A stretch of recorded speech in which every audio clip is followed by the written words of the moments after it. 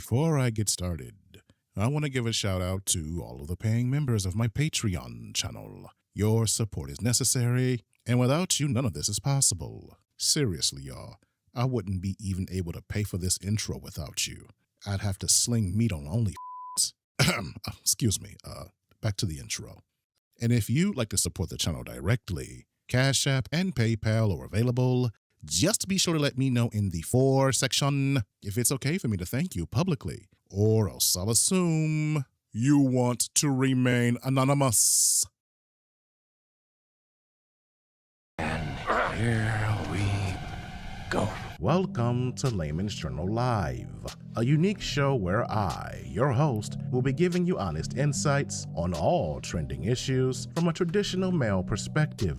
So give the video a like, leave a comment, share the link on your social media platforms, and let's talk about it. So, let's get it.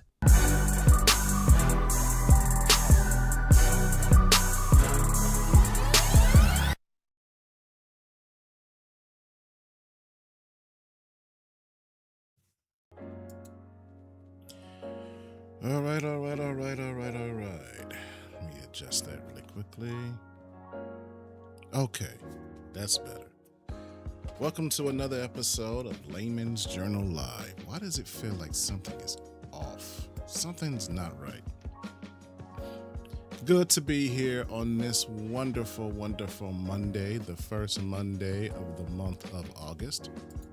And I need this to disappear so I can feel better. 1 second, please. There we go. Disappear. Get out of my sight.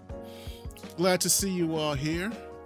Just so you know, you can catch me streaming on all of these fine platforms. I'm on Kick, I'm on YouTube, I am on Rumble, and I am on Twitch. I should be streaming there simultaneously right now.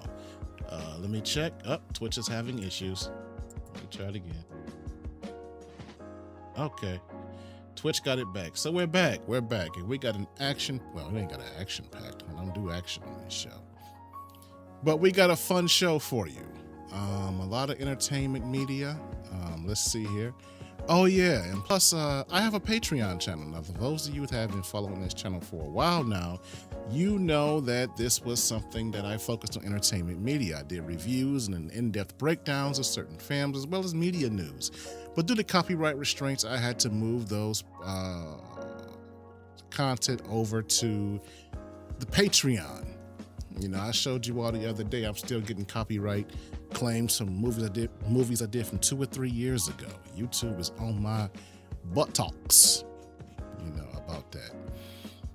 And if you have any content or anything you want me to talk about, let me know. You can actually contact me here on X, where I'm extremely active, but I also want to say that you can also contact me on YouTube. YouTube now has a messenger feature. So if there's any videos you want me to talk about, preferably short ones, let me know. You can send that stuff to YouTube Messenger, and if it's relevant to the channel, if I have something to say about it, I'll talk about it. Okay? And let me tell you something, man. I don't like my thumbnail. I absolutely hate my thumbnail. And I was reminded last night why I had to move operations over to Patreon when it comes to movies, because the copyright claims have gotten insane. I typically use artificial intelligence to help me make my thumbnails, and the reason why I do it is because the images I use I find on the internet are very blurry. So I use like ChatGPT or Grok to clean them up. I just click HD. I just tell Grok or ChatGPT, HD upscale this image and make it 16:9 so it can look really clean on the thumbnail, not blurry, so it look professional. And they would not even let me clean up images last night. Couldn't even clean up the images. So I had to go and use AI to completely make that thumbnail. That image you see there, everything there, artificial intelligence made it. That's why the word "the" is there twice. Because I couldn't fix anything. I could not clean up any images, so I was completely at the mercy Venice AI, and they messed up with the word the, which kind of angered me. But yeah, and the whole process is, it's difficult when you're using movie content to make videos. Now even thumbnails. You can't even use movie content for thumbnails. And I said, this is why I had to switch, because it's so difficult. Even when it came to clean up images. And you know what else? Don't support cloud computing. If anybody tells you, these tech companies, like, we're going to have cloud computing, you don't want cloud computing.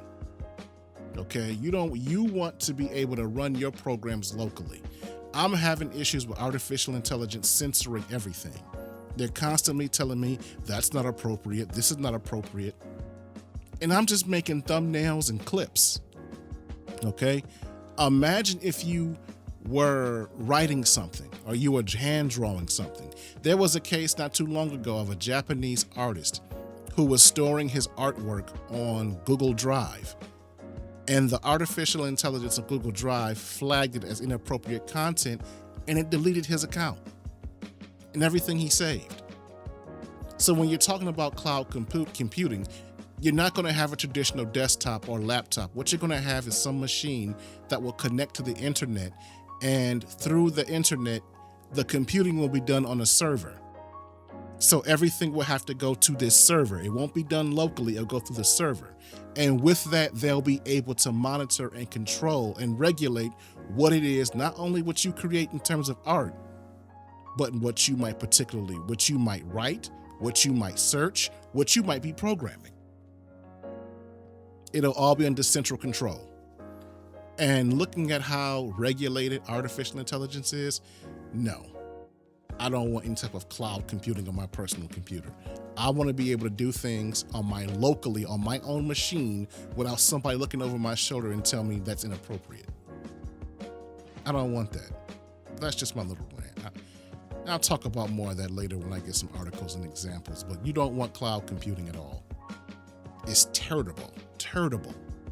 Anyway, we have a myriad of topics to get to. We're going to talk about Roland Martin, but we're also going to talk about House of the Dragon. We're going to talk about Spider-Man movie that just came out, and whether or not Marvel has an issue with black folks, specifically black men. Yeah. I'm going to try to go a little fast because these are some big topics I have to cover, and we only have 2 hours, and I want to get everything fit in here, and I probably shouldn't have had that rant. But before I go there, I want to give a shout out to everybody who came through. Q, does that make sense? What's going on? Malika Mibane, my moderator, what's good with you? Nightfall Drop, good to see you here. Sean Sutton, Darkroom Society, my other moderator, good to see you here. The Shadow, who else is in here? Who else didn't I get? Ziggy, what's good? Good to see you all here. Happy to see you all here. Look at that robot. Good. So let's get to it. Let's get to it.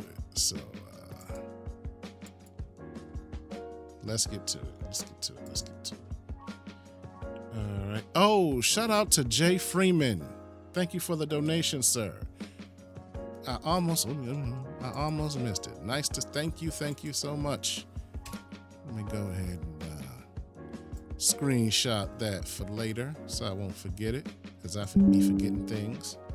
Some of you all sent me gifts last week. I'm going to put that in the intro as soon as I figure out how to find those gifts in the in YouTube. I'll figure it out. So anyway, let's start here. Do I have enough time to look at this? Because I haven't looked at this.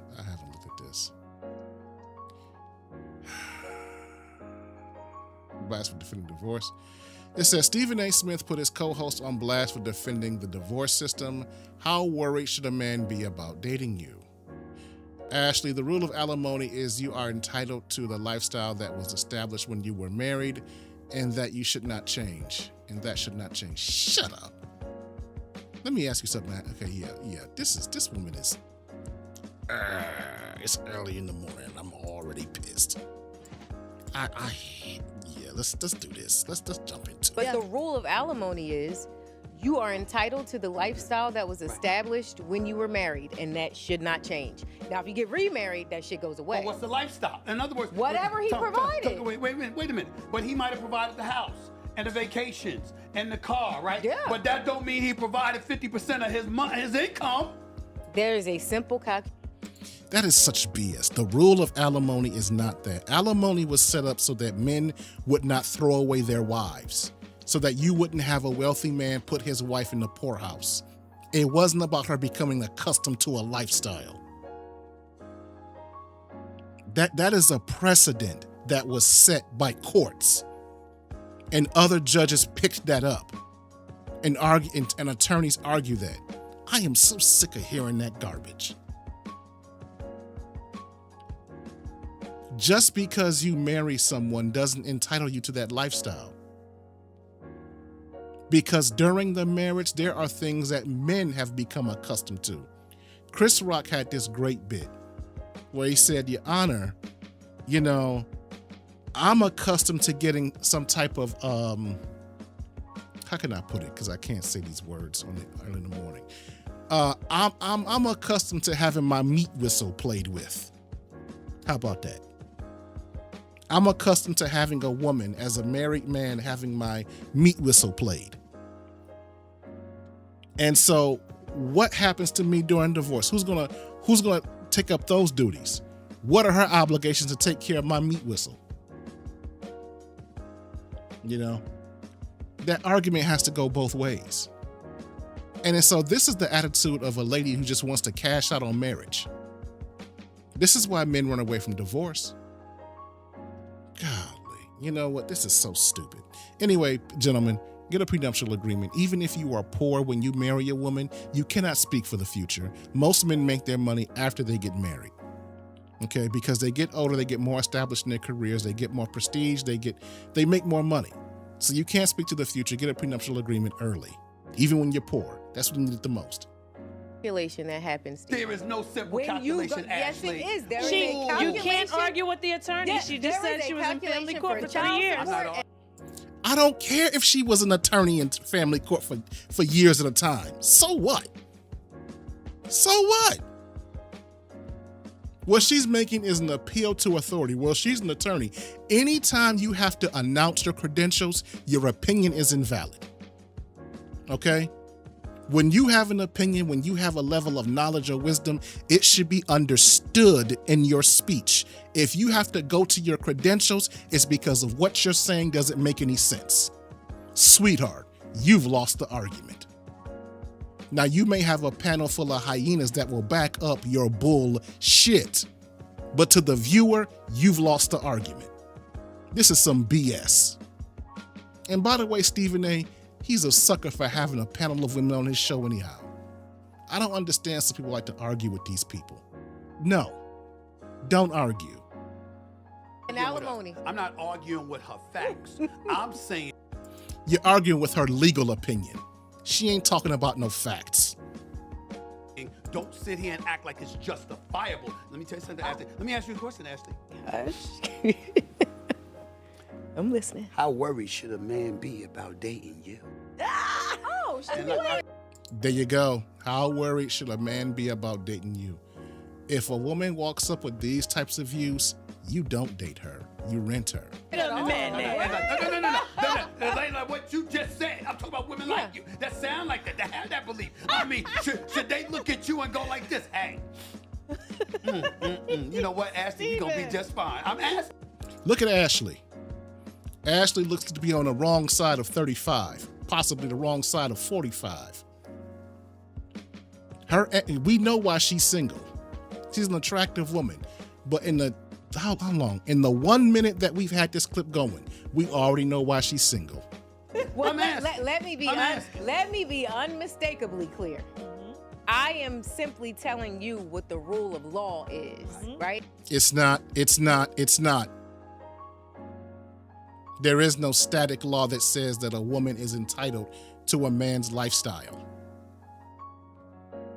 Unless you're going down to legislative hall to change it.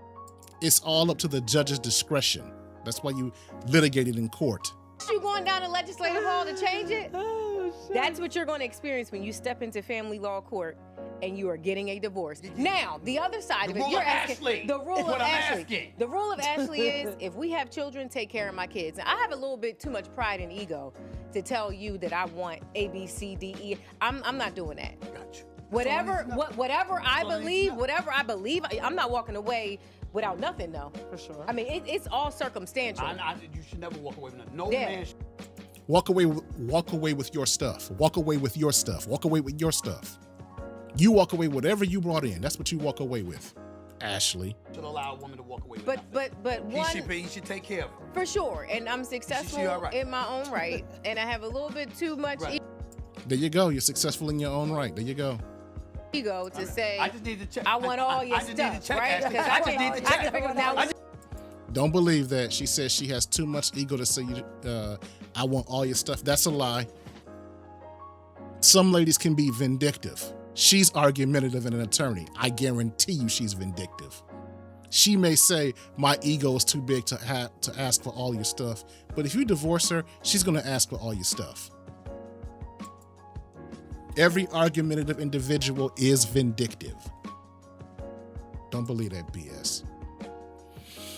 Yeah, let's get it going. Let's get it. Oh, yeah. This is going to get me going, too. Here we go. Ladies, should grown men watch anime? No, it's not should. Can they? You should watch whatever you want to watch. You're not obligated to watch anime. But if you thought Ashley was dumb, this woman is going to blow Ashley away. Because she's going to say something that's over the top here. Let's play it. It's called anime. Yeah, but it's not cartoon. It's cartoons. Cartoons are childish. And that's Would you? It is cartoon. Right It's animated, is it not? It's called anime. Yeah, but it's not cartoon. It's cartoons. Cartoons are childish. And that's Would you show your anime is 5-year-old? Okay, right off the bat, we know that we're dealing with a dummy. One of the things that I don't have a patience for are people who think in cliches, people who think in slogans, people who have the inability to think outside the box, people who are not, listen to this phrase, critical thinkers. You see, a critical thinker will at least mentally challenge everything that they've been taught or taught to understand. Okay? And they will question whether or not it's right. That's what a critical thinker is. But when you have a puppet, when you have a goldfish, when you have a lamb, when you have any, analogy of a stupid person or a stupid creature, they don't challenge any of that. And so they just go with what's called conventional wisdom. What's conventional wisdom? It's something that everybody else believes. And I call it lazy brain because you simply believe something that everybody else believes, but you don't question whether that thing is right. You just go along with the crowd. And so what you have here is you have this lovely lady who's saying that anime is childish and anime is a cartoon because anime is animated. And so, and I can tell you how her brain works because it's not too difficult. You're not dealing with a bright person here. She is associating anything that is drawn as anything for children. So simply because it's drawn, it's for children. That's how her brain is working or not working. Okay? And so not only is she wrong, but she's being condescending and offensive. And there's nothing worse. It's bad enough to be condescending. It's even worse when someone stupid is being condescending because they think they are operating at a higher intellectual level than you are, when the reality is they're operating at a level that's beneath you. They think they're being slick, but in reality, they're showing themselves to be stupid. Childish. Would you show your 5-year-old child Attack on Titan? You've seen it. I wouldn't show my child Adult Swim, but it's a cartoon. Adult Swim is in the title. I don't. Now, he just cooked her right there. Attack on Titan is a very mature, high-level, rated R type show, okay? And she just said I wouldn't show my child Adult Swim. So she knows that animation can be for adult content. She knows that. But but like I said, she's not an out the box thinker. She's not a critical thinker. She's got to stay in that box. Go on my way to watching anime, I do not, because I feel like I'm an adult and watching cartoons is kind of crazy. Why don't you just say, I don't watch anime because I don't like it? You don't have to give me that I'm an adult BS. But to each his own. She did not even say that. And I just don't relate to it at all. You know, you sound just like my girlfriend, bro. It's triggering. I can understand that. Though. It is cartoons. It's animated, is it not? It's called anime. Yeah, but it's not cartoon. It's cartoons. Cartoons are childish. And that's Would you show anime is childish. Would you show your 5-year-old child Attack on Titan? You've seen it. I wouldn't show my child what is it called? With Adult Swim, but it's a cartoon. Then you just said cartoons are childish, but you wouldn't show your kid Adult Swim. You see how our logic isn't making sense? This woman is trying to convince us that 2 + 2 is 18. She's confused herself. Adult Swim is Answer the question. in the title. It not for doesn't negate the children. fact that it's still a cartoon. It's not a cartoon. It Cartoons is. are for kids. Okay. Cartoons are animated shows. It's a Cartoons are for cartoon. kids. They're marketed toward kids. So here's somebody that doesn't understand, American nomenclature or syntax, I should say. Cartoons are regarded as for children. That's the way they are defined. Anime or animation simply means the style of which it was created. Okay, it's not a particular genre. Anime just means animation, just means movement, hand drawn. That's what it means. Hand drawn picture images. That's it. That move. That's what it means. It has nothing to do with content. Cartoons are associated with children, and cartoons are relegated to children. As a matter of fact, that's not even wrong. You know what cartoons are? Cartoons are what you see in comics. It's the panel drawings. Back when they used to have newspapers and they would have drawings in there, those were considered cartoons, and they were political things. They would have those images of those fat cats in Washington. Those are the definition, actually called cartoons, and they were political, okay? They were made for adults. So even the whole idea of associating cartoons with children is not correct. Cartoon. Shows It's for a cartoon. kids. If you try to replace what these things are, they're cartoons for adults. That's fine. But I'm not watching like It's not cartoons for adults. This is where she's coming up with her own language. yeah, it's okay. It's okay if you like cartoons. It's fine. You like animated shows. Call a spade a spade. It's a cartoon. You watch it. It's fine. It's called animated. It's called animation, not cartoons. She's trying to talk it down. She's trying to be offensive here.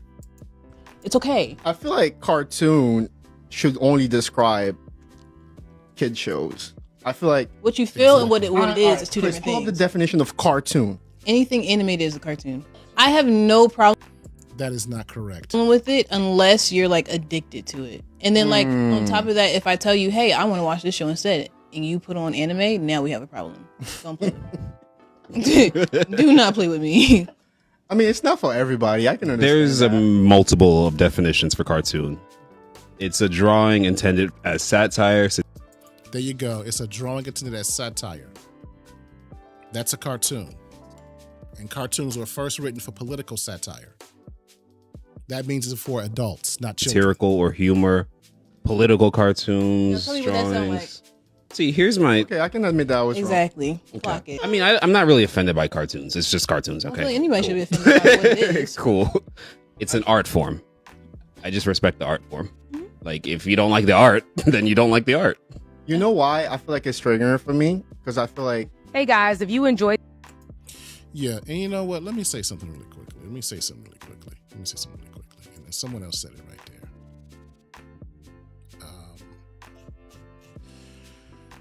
Who said it?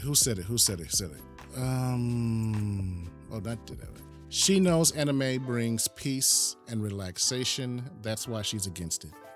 And that's where I want to go. I kept interrupting because I was upset with stuff she was saying. But this is similar to the argument we have about whether or not it's okay for men to play video games. Okay? Here's the thing, and this is the thing that bothers me. Women like her want to control what men do with their time. Okay? When you ask women why they're against men who are gamers, why they're against men who watch anime, they'll say, well, there's something else he could be doing. So this is a situation where you want a woman who wants to control a man's time, where they're not looking at the important thing which is this. Does that man work? Does that man pay bills? Great. If he's working, he's paying bills, he's taking care of his responsibility, why do you care what he does with his free time? Why do you care about what his hobby is? If he gets up all day and does the responsible things, why does it matter what he does as relaxation? Okay? Because some men like to come home and read. Some men like to come home and drink liquor. Some men like to come home. My father used to come home and he would go in the basement and listen to music as he cleaned up. That's what he liked to do as he cleaned himself up. Every man has a hobby that he's into. Why is one greater than the other if it's not harming anyone? How about you just focus on the fact that this is a man who likes to come home? Okay? I'll give you another, I had a friend who got a divorce. And the reason why he got a divorce is because he was cheating on his wife. And the reason why he was cheating on his wife is simply because he didn't want to come home. That was it.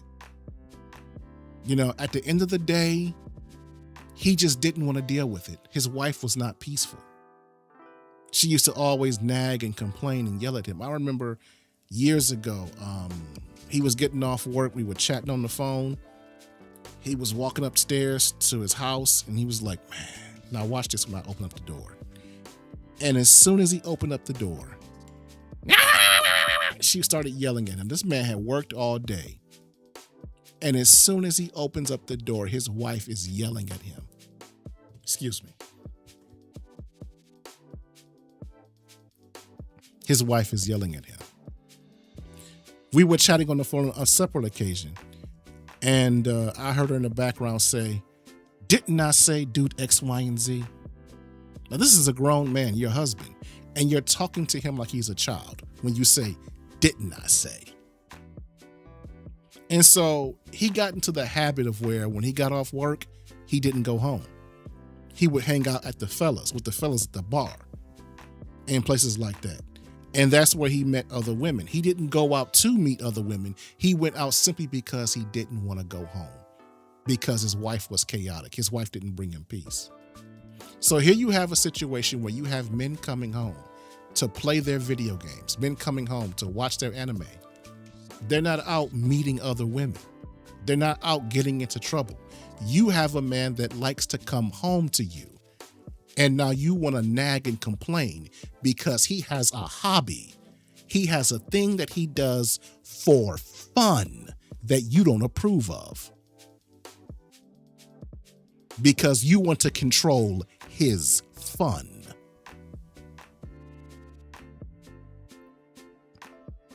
I can't stand somebody like that.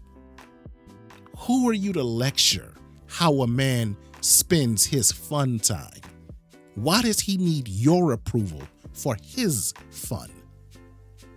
Now, are we going to talk about all the inane BS that women do? Can we talk about all the stupid shows they watch? How many of you know women who watch Love and Basketball, Love and Hip Hop, Real Housewives? That is some of the most low vibrational programming you could ever imagine. And they're sitting there watching it like it's a soap opera, knowing that whole shit is scripted. That's right. Love and Basketball, The Real Housewives, Love and Hip Hop, all of those garbage shows are scripted. It's like wrestling for women. All that drama is fake. Love Island, that's another one. And they sit there watching it like it's gospel. But what do we do, fellas? Hey, let her watch it. I don't care. It's stupid. It doesn't make any sense. If my girl likes it, I'll let her watch it. We don't regulate your fun. We let you have your fun. But when it comes to the things that we like, when it comes to the things that we watch, it has to be controlled. It has to meet your approval. Remember that show Flavor of Love? They used to watch that for hours. But anyway, you know what? Don't deal with a chick like this. If you tell a woman you play video games and you're like to anime and she winces and tells you she doesn't like you doing that, get rid of her. Because it's not about the anime. It's not about the gaming. It's about control. It's about a woman that wants to control what you do. That's what it's about. And she wants you to get approval for what you do from her. That's a masculine woman who wants to lead the relationship. Don't deal with that. Here we go with that. I can't believe I started off the show with these. We're 45 minutes into it, man. What do we got? I'm going to do this last one because we got to get to the other topics. Here we go. What can we learn from the 4B, South Korea's 4B movement? For those who don't know, the 4B movement, I forget what the 4 things are, but there are 4 things that women are demanding in South Korea from men in order to date them. If they don't do these 4 things, then the women don't associate them. The women will not date or marry them. Now, this is important to know that South Korea is having a real problem with the birth rates. In about 40 years, the population, they don't have any children in South Korea. In about 30 to 40 years, they're going to be too old to have children. So they need to do something really fast to get these women to want to settle down and have kids. But right now, they're marching in the wrong direction. And women over here are trying to pick up the 4B movement to get women to stay out of the relationships. It's almost like these ladies want society to die out or age out. They want us to go extinct. But anyway, it's a long story, but here you have a feminist that's pushing the 4B movement and wants to have it here in the West. I want women to start realizing that access to us as women is something that is very important to men. They don't want us to know that, right? The patriarchy does not want women to realize how much men truly need us and our labor and just our presence in order for society to continue as it has for so long. However, the reality is that women are very, very valuable. We are way more valuable than we've been told our entire lives. And I think the success of the 4B movement in South Korea is a perfect example of that. Just by saying, hey, men, you're not getting access to us until you collectively get together, that clearly is scary enough for men, right? That clearly is threatening enough to the systems in place and the structures and the powers that be. And so I think this is a great example of an effective response to this weaponization of motherhood. Weaponization of motherhood. Ladies, look at this woman. Look at this woman. Now, I don't know if she's had cancer or not. Probably not. But this is a woman who shaved her head. Does this look like a mentally stable woman? Okay. But she's sitting here saying we and us. So she's erected herself as your representation and your leader. And so what she's saying, forget what she's saying. Just look at how mentally unhealthy she looks. And so my question is to you ladies, why do you let these broads speak for you? This woman couldn't think her way out of a wet paper bag, yet she's speaking for you. Because let me tell you something, as a man, I'm not checking for her. Fellas, those of you in the audience, you see a chick like this walking by, you checking for this? She starts opening her mouth and talking, you checking for this? So you're listening to the advice of a woman that no man wants. Don't let them speak for you. Don't let them speak for you. That's all I got to say about that. I'm not going to go any further because I'm short on time. What we got here? Oh, the crap is stuck. Come on, here we go. Let's play this again. Why is it? Uh-oh. having some issues here. That's okay. We're going to get it done. All right, here we go. This is really short and sweet. Let's just play it. Hi, my name is Muffin, and I do OnlyFans.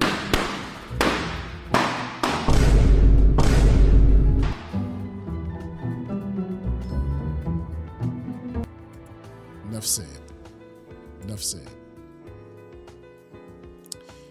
Let's move on. Let's talk about something that makes me happy, because this stuff has got, I'm too worked up already.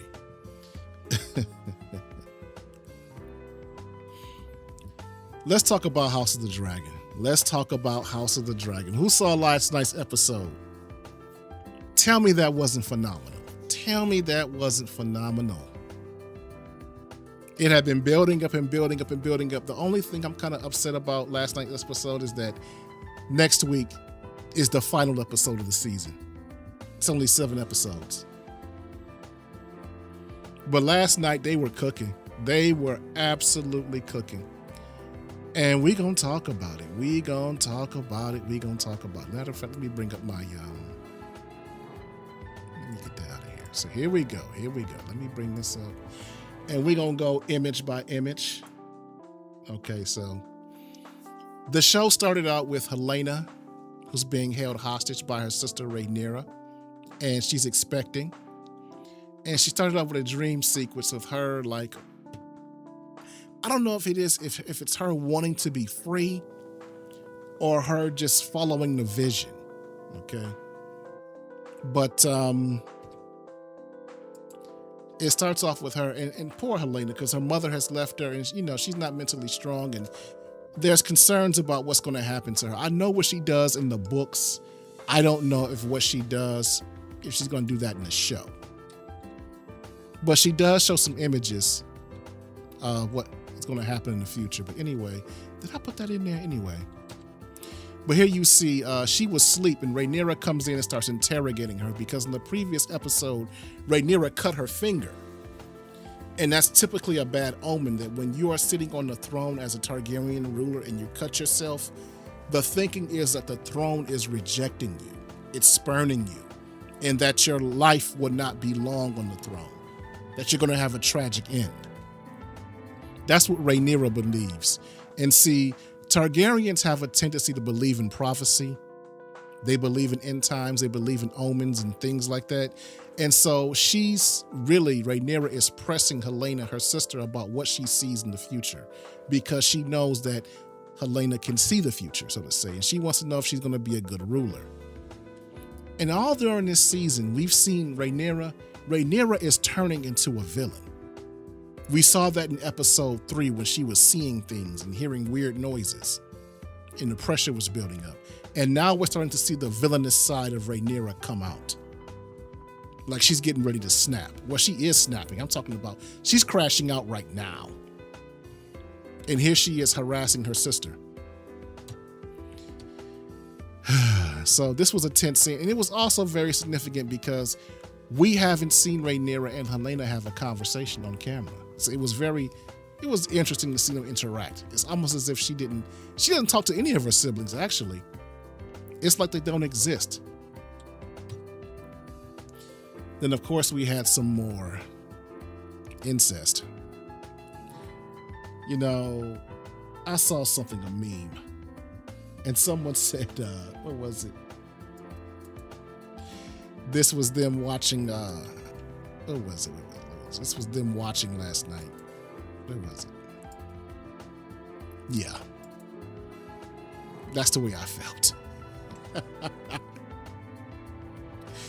I don't know what it is about this show and their obsession, and George and their obsession with this incest stuff, man, but it went on. Now, this was a dream sequence. This was Aemon dreaming about having relations with his mother. But he did kiss her earlier in the season. It was an inappropriate one. Oh, I don't know if I can show that, but that was her Kristen Cole. But here's another thing right here. We have the lady of the Vale, and comes to find out she has a lady girlfriend. I thought that was interesting. But anyway, the reason why I'm showing this scene is that Daemon came to the Vale looking for his daughter, who rides Sheep Stealer. And so they were having a back and forth, and Damon was pretty much begging her to let her know where Raina was. I forget what caused him to come up there, why he was so urgent, but he's up there looking for his daughter, and she knows where she is. This scene was a trip. Now, this is a red pill moment. So here is Bela, and this is Adam, okay? Adam has a brother named Alan, all right? So Bela has chosen to be with Alan. As a matter of fact, they did the last episode. So in this conversation, Adam is saying, hey, could you talk to your stepmother, Raina, about legitimizing me so I can have the name Valerian? Because I want to get married. And as he was having this conversation with her, he was flirting with her, alluding to the fact that he wanted to have the name Valerian so he could have her for a wife. Okay? And she said, oh, your brother told you about us? And the heartbreak on his face.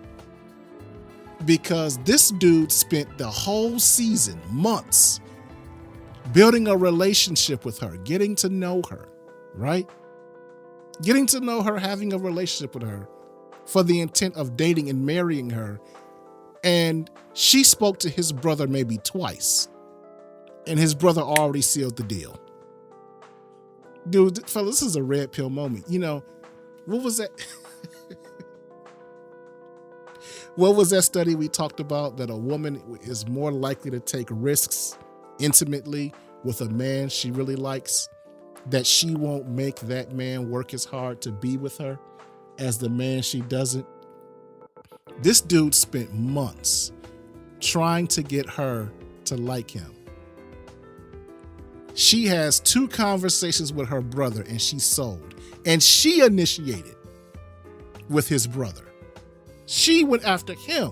This dude's been going after her all season long and getting nothing. 2 conversations with his big brother and he seals the deal.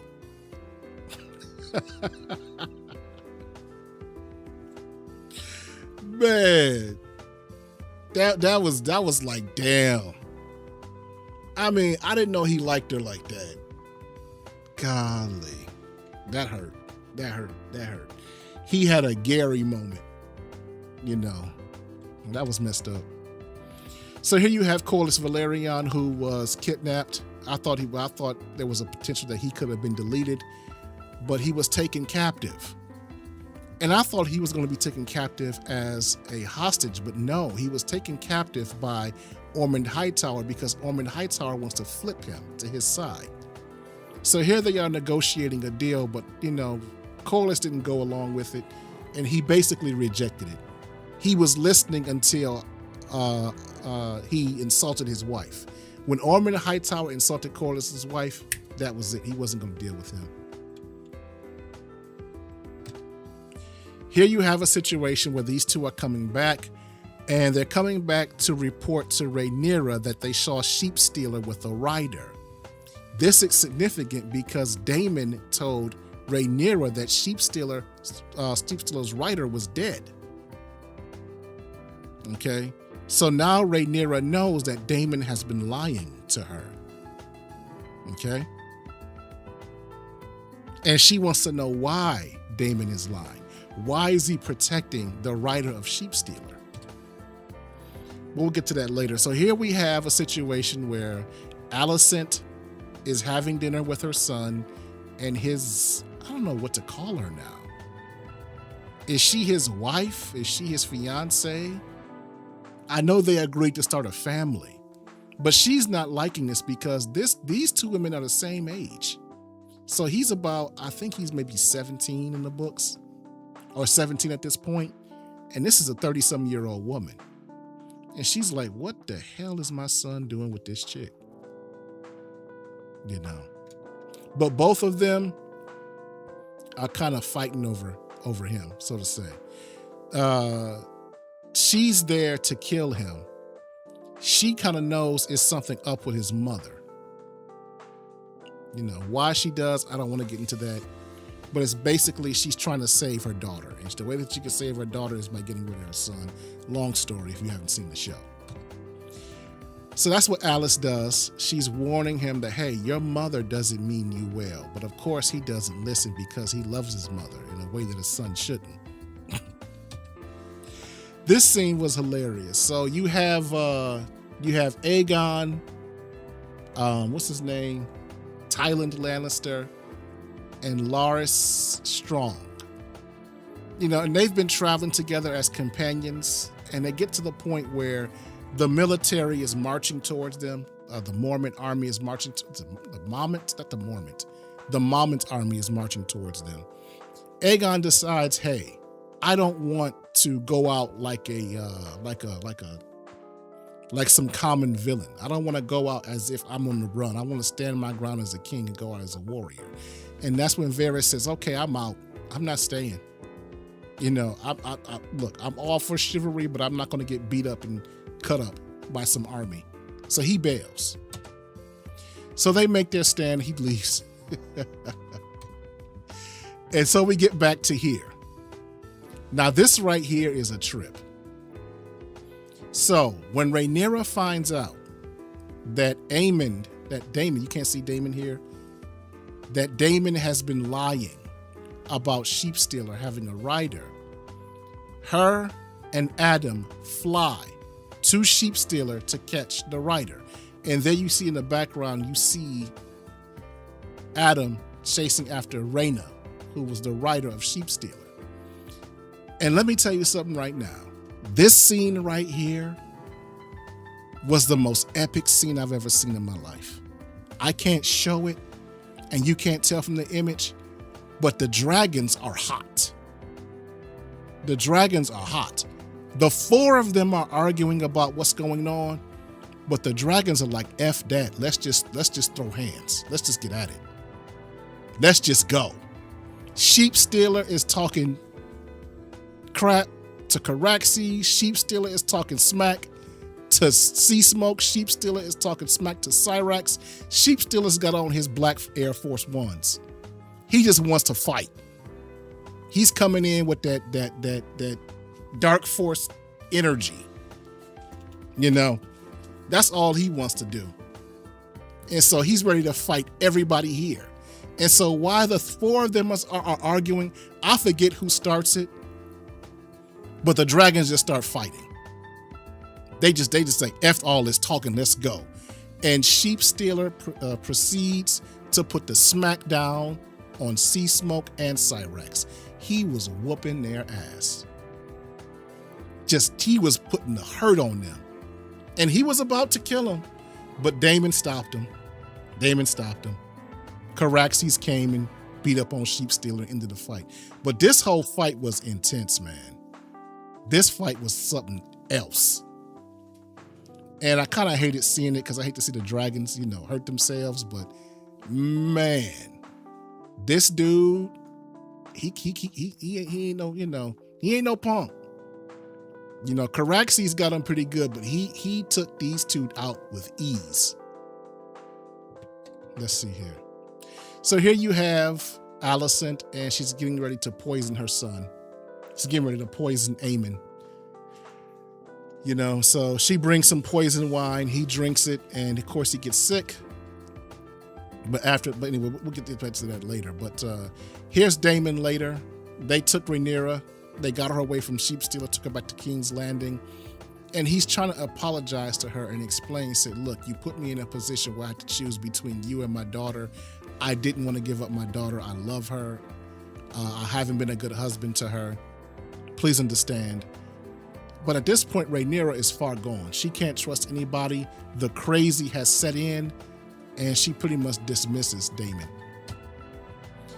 Baela comes to forgive her sister Rhaena because of what Rhaena did. Jace died, and Jace was supposed to marry Baela, but Baela really don't care at this point. She's already chosen a new husband.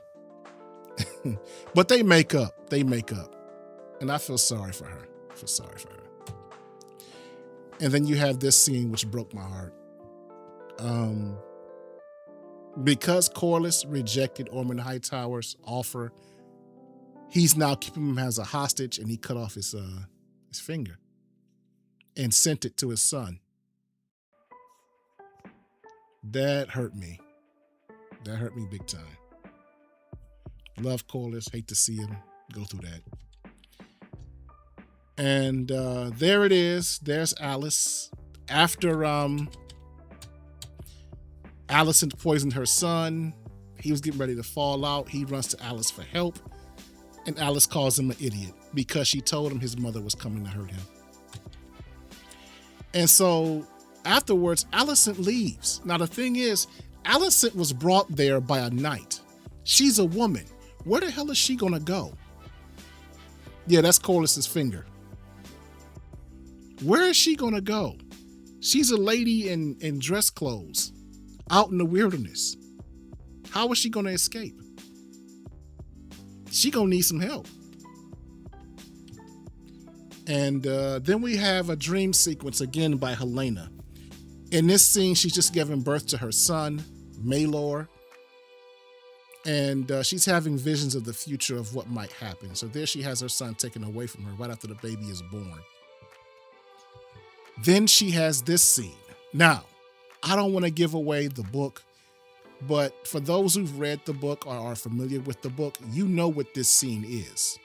You know what it is. I'm not going to say it, but a lot of you already know. But she's seeing a future that we will see next season of what's going to go down in the dragon pit. Exactly. Everybody knows her. Everybody knows her. And that's how the episode ends. It was good. It was good. It was so good. I really am loving. Let me bring it back up. What I love about it, I'm loving the whole sheep stealer Rhaena type deal. It's a change from the books. In the books, there's some random girl of no significance that claims sheep stealer. And there's a relationship, her name is Nettles. And there's a relationship between her and Nettles that we're not sure about. Some people think it's a lover. Some people think it's an illegitimate daughter. We don't know. But in the show, they changed it. They made it so that his daughter, Rhaena, claims sheep stealer.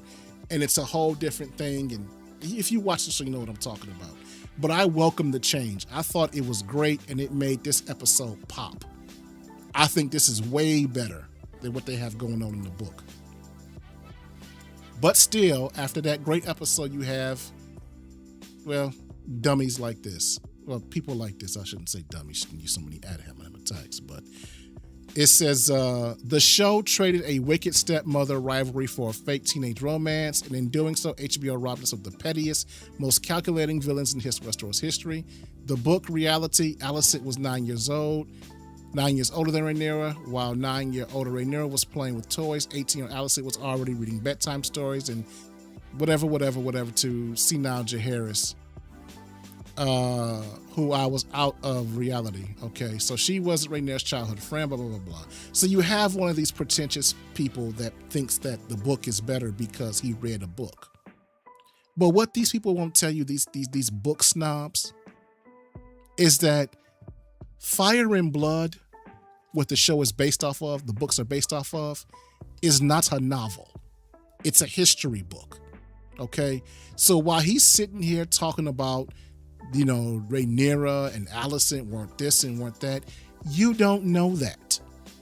And the reason why you don't know that is because the book is not written from a first-person perspective. We don't know the feelings of these two at all. Because these book readers will have you think that they have some inside knowledge that the show isn't showing, and that's not true. That's their own inference. The book is written from the perspective of someone who wasn't there, okay? And it's told from two perspectives. One is from maesters, green maesters who are on side Team Green, who have a bias against Team Black. And so these green maesters recount history in a way that makes the blacks look evil and the greens look good. and they have something against dragons. So they're lying to you because they're giving you a biased opinion. Then you have Mushroom, the dwarf. He focuses on the salacious aspect of the story. So reading his account is like reading the National Enquirer. And again, it's told from the perspective of two people who weren't there in the way that you would write a history book, not a novel, or the way that you would read a textbook, not a novel. Okay, so George has said, who's the author, has said, George R.R. Martin, that the books are wrong, that the books are wrong. That's why I get frustrated with these book readers, because they pretend as if they have inside wisdom when the man who wrote the book said what you read was a lie. What you read was a lie. Okay? But they pretend as, in the books are wrong. But in the books aren't a narrative. So please stop. They're not a novel. Please stop with the books crap. And I don't want to hear anything more from them because after last night's episode, because that thing with Sheep Stealer and Rhaenyra is 1 billion times better than the whole Nettle storyline. So don't listen to the books. Those people don't know what they're talking about, and they're pretending to have an inside wisdom that they don't have.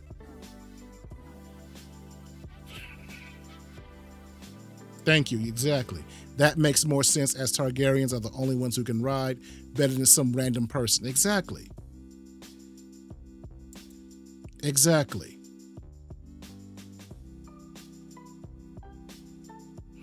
Yeah, it's Coldest finger. Yeah.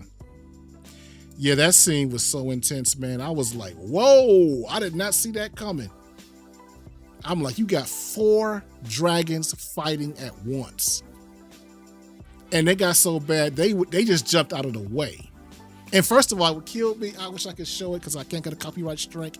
The way Sheep Stealer showed up and huffed up at Daemon, jumped up, and Daemon oh my God. That whole scene was so intense, man. Oh God, that was so good. I know I'm gonna watch it again as soon as I get off this stream. I'm gonna watch that scene again.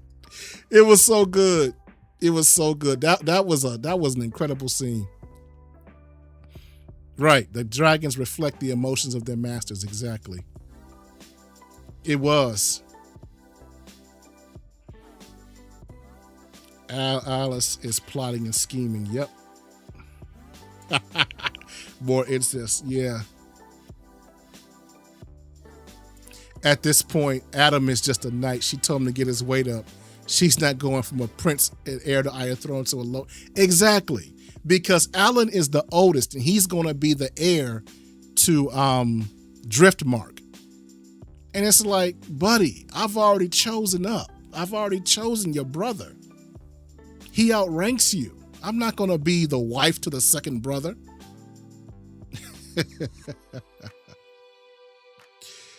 Another red pill is making sure not to chase women who don't like you and give you. Exactly. And she wasn't giving him no play. They were being nice and playful with each other, brotherly. She treated him like an older brother. That's how she treated him. But he wasn't trying to, she wasn't responding to him hollering at her. And it didn't take her notes. Like I said, when it came to Alan, 2 conversations is all it took, and she went right to it. Didn't waste no time. Let's see. Okay. I understand that. It's not everybody's thing.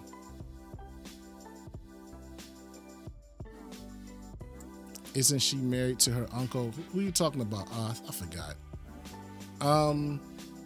Doggone it. I forgot. I'm sorry. I don't know who you're talking to about Nightfall Drop. Should have been paying attention. I stopped earlier. Uh-huh.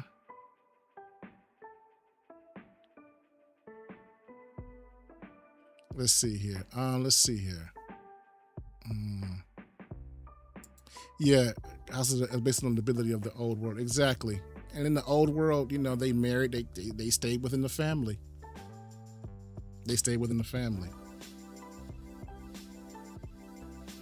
Yeah. Sunfire is back. Oh yeah, that's right. Sunfire did make it. I forgot to talk about that. Sunfire did make his return. Now he's scarred in the face like he's scarred up like Aegon. Somebody says Sunfire needs a vet.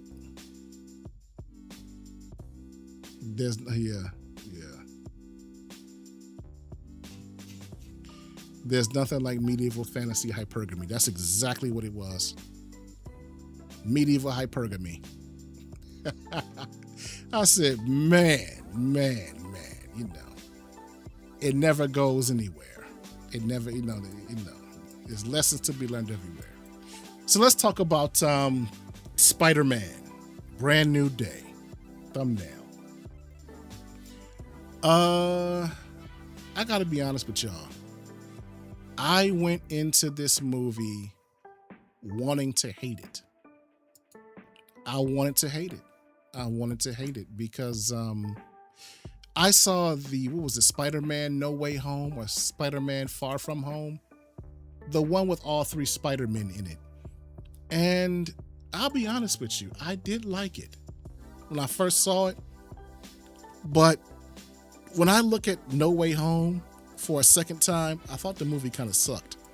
Because once you get past the novelty of it and you're just watching it for the movie, it wasn't that great a movie. I'm talking about the previous one. Was it No Way Home? Once you get past the fact that all three Spider-Men are going to be in it, it wasn't that good. And I was expecting the same thing here. But I was surprised. This one's a lot better than the previous one. I think this is something that has more to it than just novelty. There's a good story here. A decent story here. So yeah. But yeah, I wanted to hate it, but I was surprised. I actually liked it. It caught me off guard. So the first thing I liked, and we'll talk about this later. First I want to talk about who's in the film. You have the new Black Widow. I forget her name, but she's the old Black Widow's younger sister. She was in there. You had the Hulk, Mark Ruffalo reprising his role as the Hulk. Of course, you saw from the credits, you saw Frank Castle as the Punisher. He and Spider-Man had kind of a buddy cop relationship, and I didn't think it would work, but it actually was really good. I love the chemistry between these two. It was really good. They were great. And this is what I really loved most about the film. This is what I absolutely loved. They finally got this asshole out of the story. Now, for those who don't know, this is DEI Flash Thompson. Now, anybody knows anything about Flash Thompson? Flash Thompson's supposed to be this big, imposing bully. Okay? Who bullies Spider-Man or Peter Parker in high school. Okay? That's what Flash is supposed to be. He's supposed to be a big jock type. Let me see if I can bring him up. Okay. Can I do it like this? Oh, there it is. This is who Flash is supposed to be. You know, big square jaw, jock type. And that's who he was in all of them, except for DEI Spider-Man. They made him an Indian whose name is Flash Thompson. I don't know how that happened, but he went from being this big, tall, strong, imposing athlete to this little twerp. And he was absolutely annoying. Exactly. Flash Thompson was your typical WASP bully. For those who don't know, as that white Anglo-Saxon Protestant, that's what he was supposed to be. But they made him this little twerp who wasn't so much a bully as much as he was annoying. And in the previous movie, as the movie series went on in part 1 and part 2, and what was it, No Way Home, part 3, he just became annoying. He was like a fly you couldn't catch. And they finally moved his ass out of there. I was glad they got rid of that, but that was my favorite part of the film, the fact that we didn't have to see him anymore. And I pray that we never do. That was a terrible casting. Terrible casting. And we didn't see him. And that to me moved the movie up 2 points, just not seeing his ass. Jean Grey was in the film. She was in the film. And I thought their chemistry between Peter and Jean Grey was really good. I liked the role that they put her in, but I had an issue with Jean Grey, we'll talk about later. But I thought she was dope. I thought she was a dope character, and I liked the way they did her powers. It was really good. It was really, really good. Now, this I didn't like. I didn't like this character right here. She's the detective, and what's happening in this movie is that at this point, Aunt May is dead. Aunt May is dead, so Peter is out there alone. He doesn't have Uncle Ben, doesn't have Aunt May. And this woman is kind of taking over as the surrogate mother role for him. She's a detective, a cop that he has a relationship with in terms of fighting crime. So they talk on the phone all the time, and she kind of mothers him. So I get what they're going for here, like as her being the surrogate mom, the replacement for Aunt May not being around. The problem is she's a terrible actress and her lines were poorly written. And every time I was on screen, she was on screen, I was annoyed. Because when you have a character that's cast with an actress who can't act and you give her bad lines, it comes across as a diversity hire when she's a minority. Like you're just trying to sprinkle in some color into the film. And it didn't work. She was a waste of time, because when the story really gets going and it really gets into the plot, her character disappears because her character wasn't relevant. And it's not the actress's fault. Well, I will say it is the actress's fault because the actress can't act. She's a terrible actress. But sometimes actors, they're very in touch with their emotions, okay? And when you give an actor or actress a really bad script, it comes out in their performance. So she may be a good actress, but her lines were just shit. They were terrible. The banter between them was awful. I mean, you could tell what they were going for, but they were trying to force it. They were trying to force her as the mommy figure, but she's not a strong enough actress. There wasn't enough content in the script for that relationship to come across as a mommy figure. So it came across as very generic. Waste of time. You could have, you know what? She wasn't needed. You could have replaced her with a computer and just have him look at the news reports of crime, because she really didn't play a part in the plot. She was useless. So I don't know what they're going to do in the future with her, but I didn't like her as a character, and she was poorly written. And of course, Ned and Mary J are in it. Okay. Now, what I liked about the film is that there were some cool action sequences, and we'll talk about that later. And I love the fact that they got rid of the web shooters. I was never a fan of the web shooters. And people are going to say, well, it's in the book, it's canon. You know what? I understand that it's canon, but sometimes canon doesn't make sense and you got to make changes. Just like in House of the Dragon, you got to make changes sometimes. There's some things that will work in the book that don't work when the movie starts. And to me, I never liked the idea of web shooters, because if he's Spider-Man, what makes him a spider? He's got to make webs. If he's not making webs, he's just bug guy. So it made sense to me that he would be able to make webs organically for him to be Spider-Man. That's just me. Okay? Just like I love the fact that they did in this whole franchise, I like that they got away from the old Aunt May trope with Marissa Tomei, because it never made sense to me why a 15-year-old kid would have some 70-year-old aunts and uncles. That made no sense at all. So I like that they got away from that, but sometimes you got to break canon. Sometimes you have to realize that you have a better idea than the original author and say, hey, this is a great show, but let's make this adjustment. This might be better. So But getting back to what I was talking about, aside from her, but what I liked about it is that there were a lot of superheroes in it. You had Jean Grey, you had the Punisher, you had the Hulk, and you had Black Widow. And what I liked about it is that typically when you see these MCU movies, they just throw other superheroes in there as just a light cameo. They're just making an appearance. All of these cameos or all of these superheroes actually played a role in the plot of the film. Okay? They weren't just there to sell tickets. They weren't just there to have a team up. All right? They actually advanced the plot and were crucial to the narrative of the film. It wasn't like Bucky Barnes showing up in Captain America 4. Exactly. How do you acquire all the abilities of Spider but not making webs? That's the way I think. That's the way I think. So, I also we talked about Indian Flash is gone. That's good. They brought back the Mean Hulk.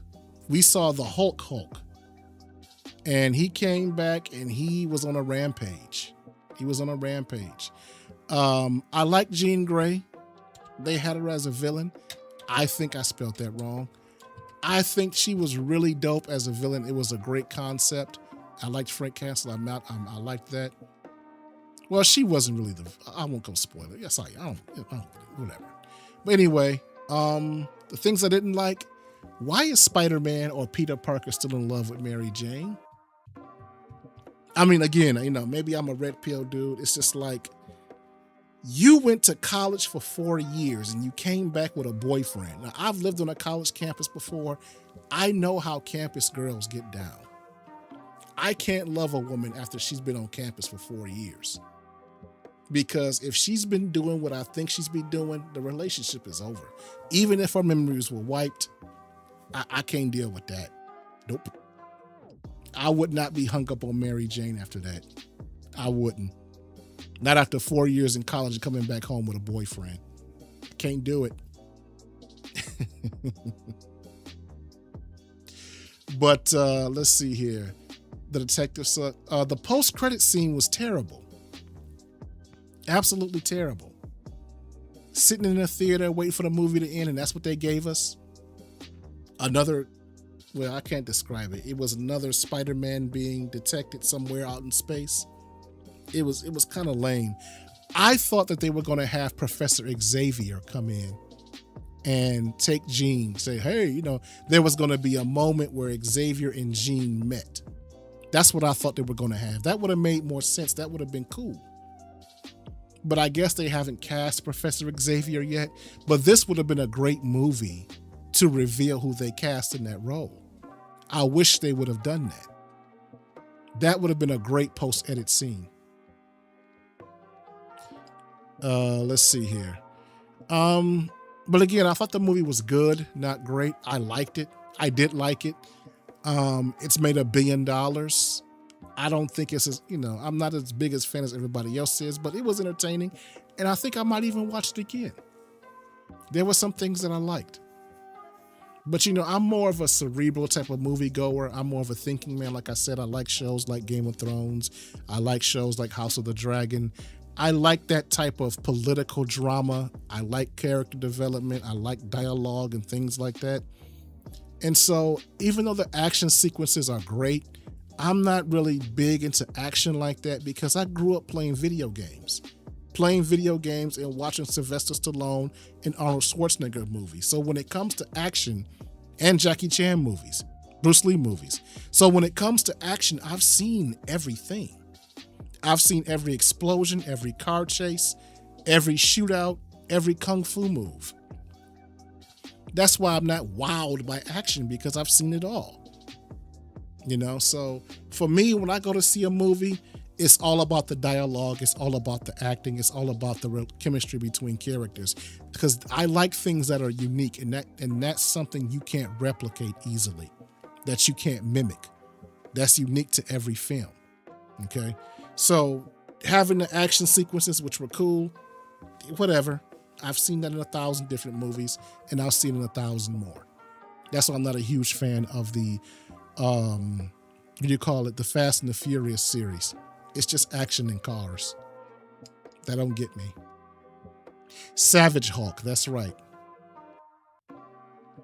Yeah, the cliffhanger at the end was a letdown, seemed like a last minute add in. Absolutely. The final act. Yeah. Let's see. But you know, it's not in my top, you know, to me, when I think of the best comic book movies I ever saw, in no particular order, The Dark Knight, The Batman, the Snyder cut of the Justice League, not the other one, the Snyder cut that came out on HBO, Logan, Blade, Tobey Man's Spider-Man 1 and 2 are still my best Spider-Man movies. Deadpool 1 and 2 because they're hilarious. And I like Man of Steel. People don't like Man of Steel. I loved Man of Steel. I thought Man of Steel was too compressed and should have been spread out to maybe 2 or 3 movies, but I still liked it. And the Suicide Squad, the 2021 version, hilarious film. I wouldn't put them in those categories because these are my types of movies. I like comedies and I like serious dramas, but it was a good film. I don't know if I would watch it again. I don't know. But these films, The Dark Knight, I've watched maybe, good Lord, 10, 15 times at least. I've seen The Batman 6 or 7 times, loved it. I've watched the Snyder Cut 2 or 3 times, watched this 3 times. I've watched Blade like 5, I don't know. I lost count after like 10. I've seen Blade so many times. I've seen these 4 or 5 times. All these movies I've watched at least 4 times. That's how much I liked them. I don't think I'll watch this movie, Spider-Man Brand New Day, more than once, maybe twice. But like I said, it was an entertaining movie. I thought it had some potential to be great. There were some areas in which they missed, but it was good. I think it's good enough to get me interested in Doomsday. Prior to seeing it, like I said, I wasn't going to watch Doomsday. I think I might watch Doomsday now, you know, but it was a decent movie. Let me turn it on. All right, so yeah, so that's my breakdown of Spider-Man. Now let's move on to the next topic. What we got next? So here we go. So how we doing on time? We're doing pretty good. I'm proud of myself. So yeah, let's see here. Blade was the stuff. Yeah, Blade launched the whole superhero genre. Yeah, it was. Yeah, I think they would. Yeah, that didn't make any sense. I think it would have. Honestly, I think it should have put a softball size hole in his chest. Is what should have happened. But I guess they're going to argue that because he was a superhero, or because Jean Grey was there to save him, is what they're going to argue. But no, that should have been bye-bye time. Yeah, that's the way I think. Yeah, and please hit the like button, of course. I don't know. Far From Home is the best one. Yeah, I know a lot of people like Far From Home. Yeah.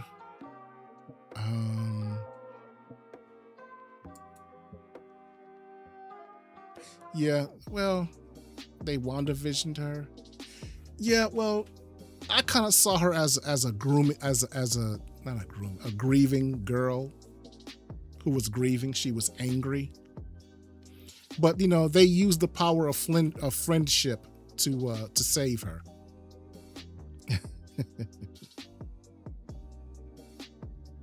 Oh yeah, unwanted spoilers. Sorry about that, Cass. Yeah, it was good and entertaining. Yeah. I wish I stopped watching after Endgame. It was so much crap that came after in phases 4 and 5. I couldn't get with it.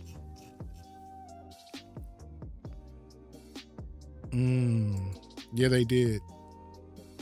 I think they crapped on the Doctor Strange spell a little. They did.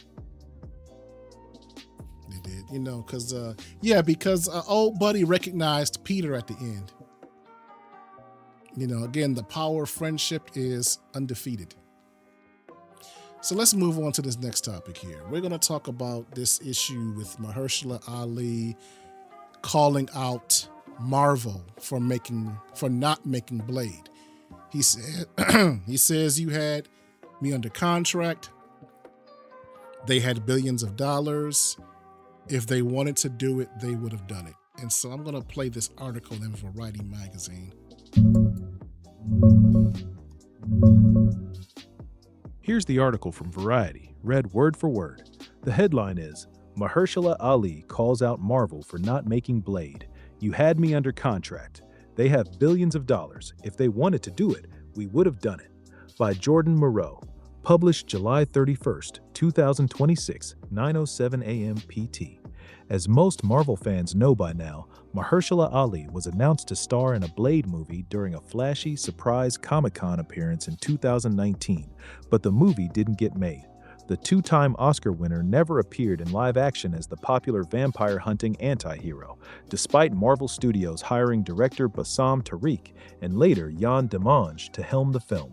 Now, after production stalled out, Ali and Tariq have teamed up in the wake of the failed Marvel movie to make this fall's Amazon MGM action film, Your Mother, Your Mother, Your Mother. If the actor and director hadn't been brought together for Blade, their new movie wouldn't have been made. When I look at this in Blade, I couldn't have done both, and the reason this even exists is because that project fell apart and Bassam had the time, space, energy, and focus to go and write this and then reapproach me, Ali told GQ. And I was able to use those skills that I had been working on for over a year training for Blade. In that way, I feel creatively redeemed on some level, just in my own journey between me, myself, and I. Marvel Studios chief Kevin Feige, who announced Ali's casting as Blade at Comic-Con 7 years ago, recently spoke openly about his personal disappointment at the movie not getting made. I am feeling like a gigantic loser and failure that we didn't get off the ground with Mahershala, Feige said on the Happy Sad Confused podcast last week. We didn't want to simply just put a leather outfit on him and have him start killing vampires. It had to be unique. It fell into the time when we started pulling back and saying, only accept insanely great. And it wasn't insanely great at the time. We didn't feel like, as we often do, you can have a good script and make it a great script through production. We didn't feel confident that we could do that on Blade, and we didn't want to do that to Mahershala and didn't want to do that to us. Ultimately, Ali is happy that he's starring in Your Mother, Your Mother, Your Mother instead of Blade. When I look at what is for me, is it was either this or that, and I'll take this, no offense to them. I've been doing this professionally for pushing 30 years now, and one thing I've learned is that what is for you, and what is not. For whatever reason, that project is not for me. If they wanted to do it, we would have done it. So I have to move on, and I have moved on, he said. Again, you had me under contract. They have billions of dollars. If they wanted to do the movie, we would have done the movie. So we're not doing the movie. Last week at San Diego Comic-Con, Feige announced a Ghost Rider movie starring Ryan Gosling and Black Panther 3, starring David Johnson as the new hero. All right. And those are the words of Mahershala Ali regarding Kevin Feige and the MCU. Okay. And it is BS. It is BS. Having Blade in leather, killing vampires is what we want. You don't have to do more than that. It's not complicated. It's a vampire movie. It's Blade. That's what we pay the $20 to go see. They dropped the ball. 7 years and you couldn't make a Blade movie? You're an idiot. But there's a reason why. They did make a Blade movie. They didn't make the movie. For those who don't know, they wrote a script, they had a director, and they were filming or getting ready to film. The reason why they didn't make the movie is because Mahershala said it was garbage. And it was garbage. He was right. The Blade that they were going to make, it was going to be a DEI film about Blade's daughter. The film was going to be about Blade's daughter and her friends becoming vampire slayers. And Blade was simply there to kind of guide them on their journey to be vampire slayers. And there was very little action in the film. And so Blade was going to be reduced to a sideline character in the movie. And in the end, he was supposed to die, and his daughter was supposed to take up the mantle as Blade. So it was going to be a girl boss movie. And Mahershala, when he saw the script, said absolutely the F not. That's what happened. He was disgusted by the script. And so they brought in new directors, they brought in new writers, but that's what Marvel wanted to do. And you have to understand, this movie was greenlit in 2019 when we were at the height of the whole DEI MCU era, when it was the MCU, when it was all about promoting women over men. And so that was the Blade movie they were going to make. And Mahershala balked at it. He didn't want to make another girl power film. You hired me to be Blade, let me be Blade. I don't want to be, Daddy Blade that passes on the mantle to the daughter. That's what they were going to do. And because he didn't want to do that film, they didn't make it. That's why they didn't make Blade. They wanted Mahershala to be a beta male in his own film. And they were going to make the daughter. It was kind of like, have you ever seen what was it? The Way Hawkeye was. The Way Hawkeye was about Kate Bishop. The way, what was that movie with Jonathan Majors? Ant-Man and Wasp. What was it called? Quantum Mania. And in Quantum Mania, you see where the Ant-Man's daughter kind of overtakes him in prominence. That's how they were going to do it. It was going to be like Ant-Man and the Wasp. It was going to be like Kate Bishop and Hawkeye. It was about the girls taking over. Because what they were ultimately trying to do is have a young Avengers team or a young lady Avengers team. And it was going to be Blade's daughter. It was going to be Stinger, which was Ant-Man's daughter. It was going to be Kate Bishop. It was going to be Miss Marvel. And that's what they were gunning for. But Mahershala wanted no part of that, and they scrapped the project and never tried again. She-Blade, exactly. That's what they were trying to do.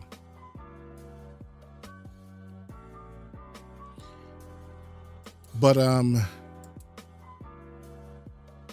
the cancellation of Blade was announced right after, what was it? That article came out right after news broke of Wonder Man being canceled. So it started this conversation online about whether or not Marvel has a problem with black people, specifically black men.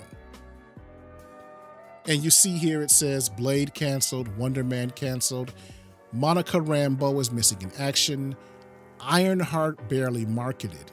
I hate this argument about marketing. Armor Wars is gone, not happening. Captain 4 was sabotaged by the studio. Sam is sidelined for Steve in Doomsday. This is not a coincidence. Now, let me keep going. Someone had, hey, Marv, I got a question. Y'all clan, this is the scene from Sinners, which is an excellent movie, by the way. Great movie, the best movie of 2025. I might watch it again shortly. Love this film. I've already seen it 3 or 4 times. 5th won't hurt. Anyway, getting back to it. Here's another meme. All have black leads. Is the MCU racist? MCU projects that have been scrapped. Blade, Avengers Kang Dynasty, Wonder Man Season 2. And here they are right here. Armor Wars, Wonder Man, Avengers, and Blade. Okay. Here's another one. Season 2 canceled. She was supposed to have a series. I didn't know. And there it is. Ironheart, whatever. Okay. Then someone responded, they cancel what no one watches, try to be honest. And so here you have Loki. They got 2 seasons, 5.23 billion views. Falcon and Winter Soldier, 4.15 billion views.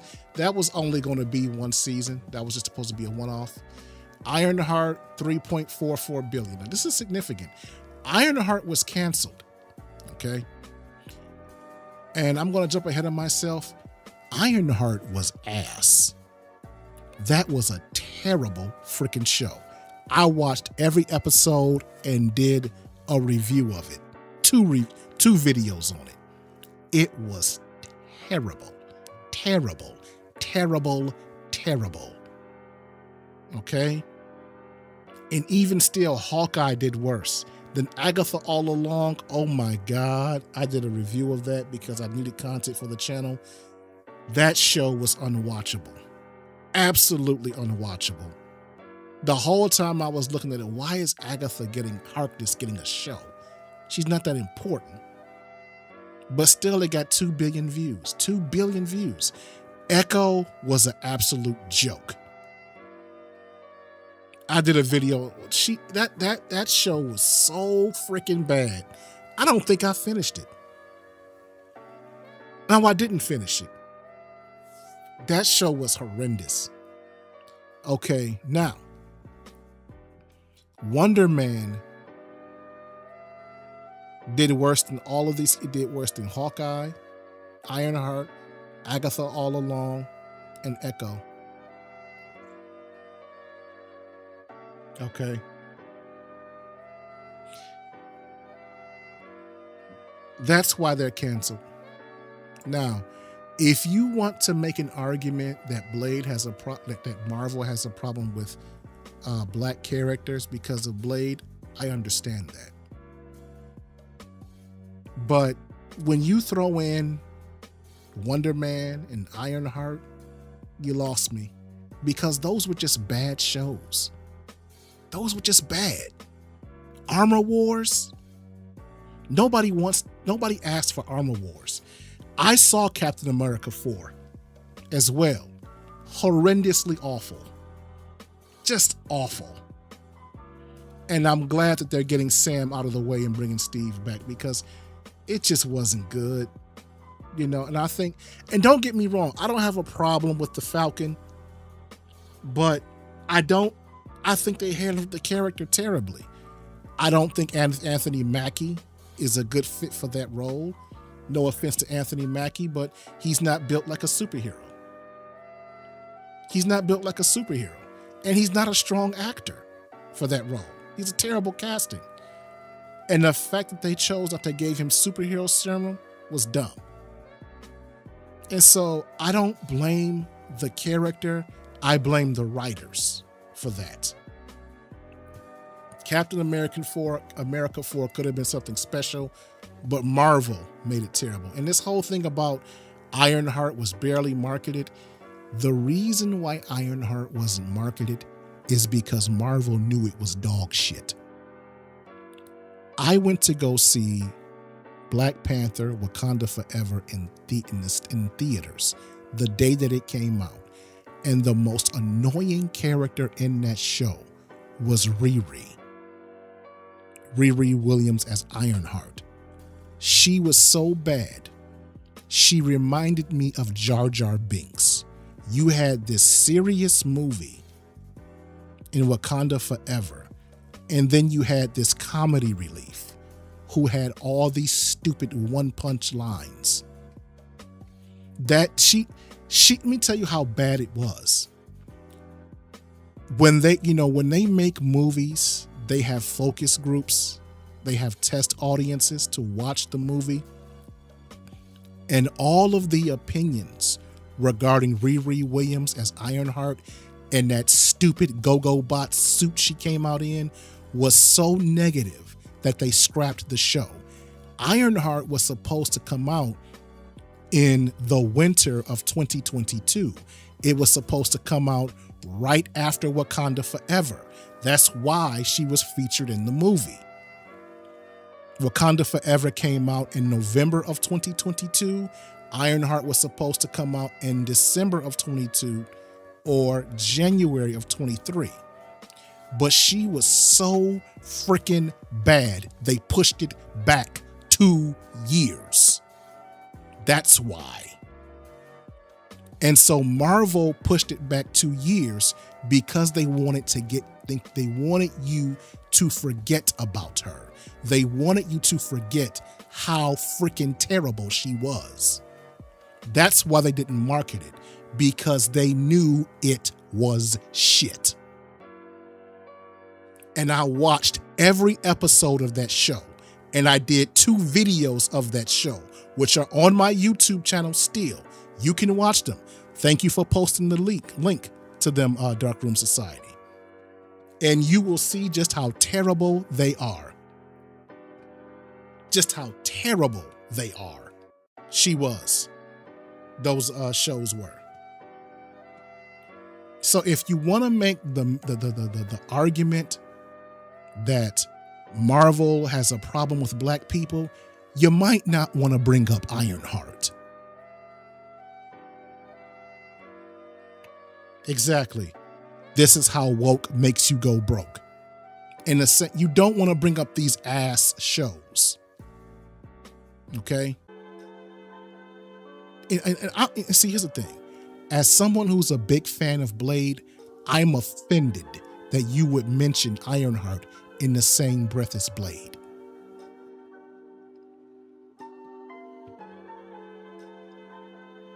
I'm offended by that. And learn the true history. They wanted to make Blade a simp in his own movie.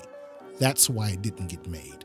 Because Mahershala had too much respect for the character, for him to be some sideline character.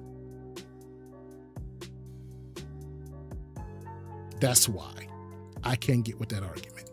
But someone else said something I thought was profound, and I'm going to play this video in its entirety. Not Marvel Comics' responsibility to give us the representation that you want. I said this before. It's not DC Comics' responsibility to give you the representation that you desire. This isn't a video about anger. This is a reality check. I'm going to continue to watch Marvel movies, DC movies, and read their media, but I already understood a long time ago that I can't get everything that I desire from companies that were not built on everything that I like. I got tired of people saying to me, if you want black characters, to go make your own. So I decided to go make my own. If you want things done, you have to do it yourself. That's not just a saying, that's a fact. When writers and creatives in Japan wanted to break into mainstream media in the world of fiction, they didn't ask Marvel and DC or criticize them. They started anime. They made their own projects, their own mangas, and they took it by force. I love all of these characters behind me, but I learned a long time ago to stop asking the same people who canceled the project to bring them back in some other way or capacity. It's not going to happen. Criticizing Marvel for not doing the stories that you desire does absolutely nothing. Taking action and supporting companies like us, and there are several companies like us that already has the representation that you desire, and doing your part to build us up to that level is how you get the representation that you desire. We are trying to build that type of foundation that they're receiving the criticism for. And don't get me wrong, of course we have characters like these that look like us, but we have characters that have Filipino mythology, Mayan mythology, indigenous mythology. We have characters that are Italian, Irish American. We have different types of people and represent a bunch of different groups. But the foundation that we're built on is not the foundation that Marvel was built on or the foundation that DC Comics was built on. And again, it's not their responsibility. I'm still going to enjoy their content. I enjoy all types of media. But complaining and criticizing them is not going to help the bigger picture. Support Impound Comics, support other companies like Impound Comics, and that's how the power gets put into our hands, where our type of stories do not get canceled on a regular basis like they always have. Comment what you think below, and don't forget to check out the Impound Universe on impoundcomics.com. That's impoundcomics.com. And here is his Facebook page if you want to support. If you would boot up, impoundcomics.com. I love what he's saying. I absolutely love what he's saying. Listen, they're not going to give us what we want. And we should stop expecting them to give us what we want. They're going to continue putting raisins in the potato salad. Okay? So it's time we make our own potato salad. And we have alternatives. We have alternatives. Like this brother here, he's doing the work. Go support him. Go check out his comics. 1 second. Well, excuse me, please.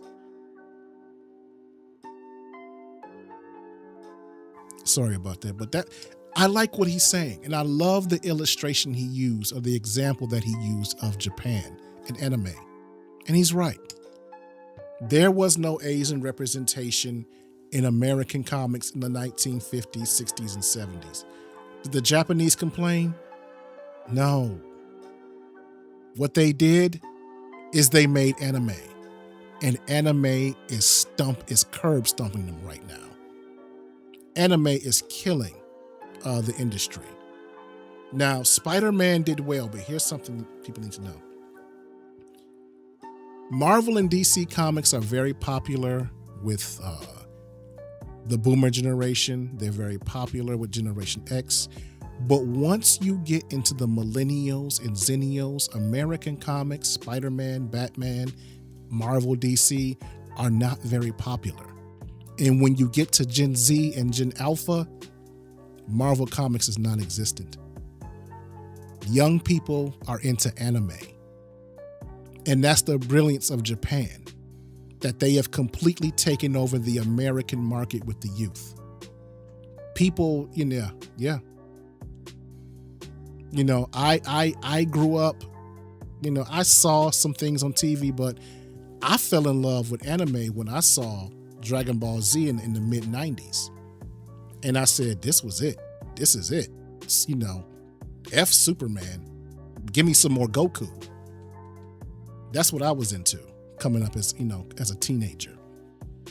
And like I said, when I talk to my nieces and nephews, you start talking about Superman and Batman, and they look at you like, man, we don't want to hear about that corny shit. Let's talk about Eren Yeager. Let's talk about, some of these anime characters. I'm not trying to hear about that. I want to hear more about Gojo. I want to hear about Hideko Midoriya. I want to hear about Bakugo. Let's talk about Nezuko from Demon Slayer. They're not trying to hear anything about Marvel and DC comics. They want to talk about anime. And oh my God, do not mention the word solo and leveling around a Gen Zer.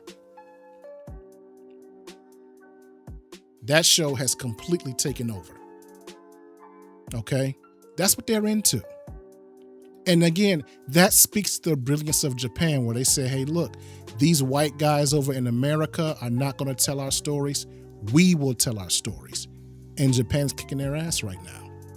Spider-Man did great. But if you look at comic book sales, the top 20 are all manga. The top 20 are all manga. All right? And when it comes to the younger generations, it's all about manga and anime. They don't care about that. And that's what we have to do. We have to do the same thing. The reason why those shows failed is because we didn't like them. As a black people, we didn't like Wonder Man. We didn't like Ironheart. Okay? There are 50 million black people living in this country. If a third of us, or just a third of us watch, I would say a third. I would say if half of us watched Wonder Man, it would have gotten a second season. That would have been enough to keep the show going. Just half of us. But we didn't like it.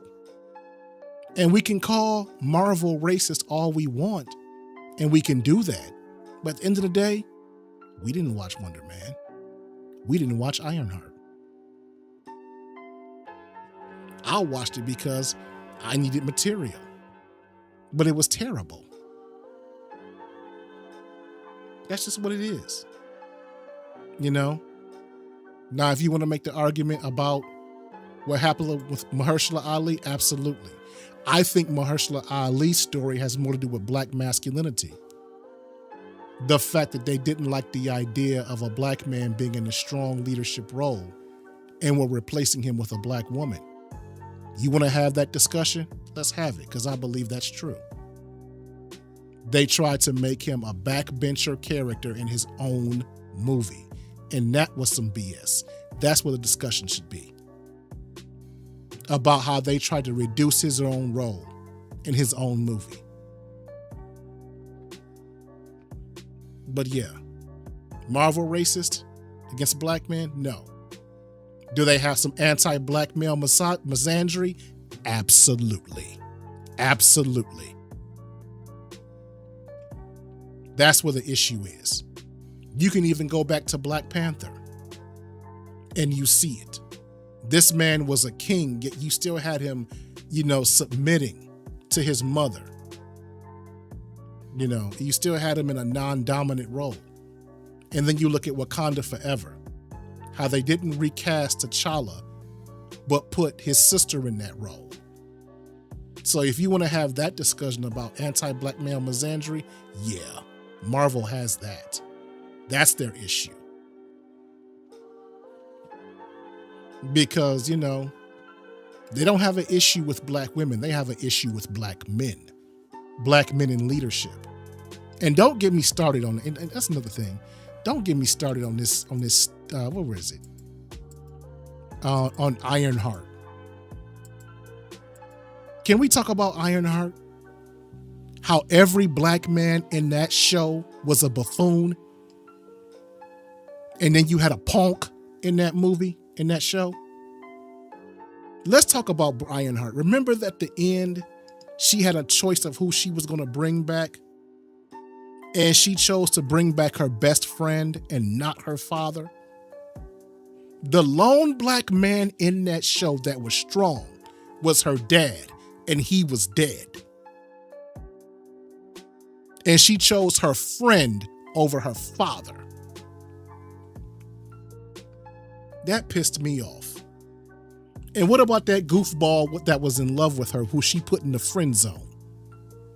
That's why I didn't like Ironheart. Every black man on that show was a chump. And you want me to stomp the yard for that? You want me to boycott Marvel over Ironheart? A show that made black men look stupid? You out of your mind.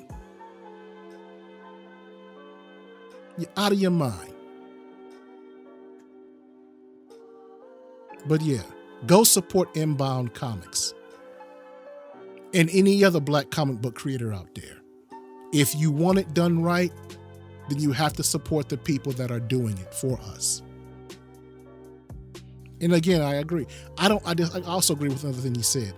I don't think we have to boycott Marvel or DC. You can enjoy all the entertainment media that you want. But if you're going to support Marvel, if you're going to support DC, support him too. Support him too.